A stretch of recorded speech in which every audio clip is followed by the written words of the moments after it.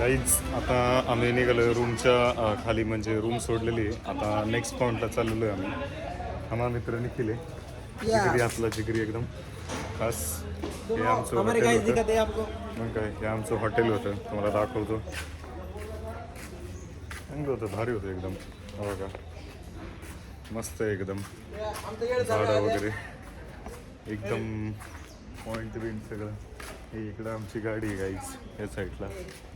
ही सगळी गँग आमची हे अख्खे शूटर लोक सगळे हे अख्खे एवढे जण टीम आमची. आम्ही चाललोय अरे बीचला गाईच.